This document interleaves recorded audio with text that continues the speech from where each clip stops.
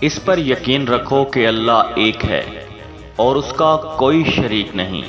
یہ یقین اور اس یقین کو ظاہر کرنے والا کلمہ آسمان و زمین سے زیادہ وزنی ہے۔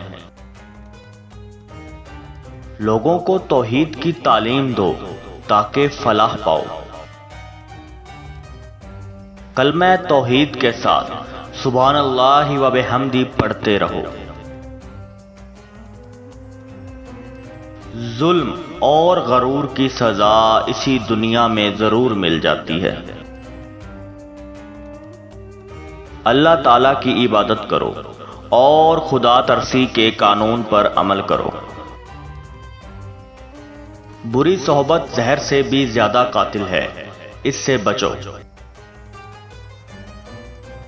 غرور و تکبر سے دور رہو، کیونکہ جس کے دل میں رائی کے دانے کے برابر بھی تکبر ہوگا وہ جنت میں نہیں جائے گا۔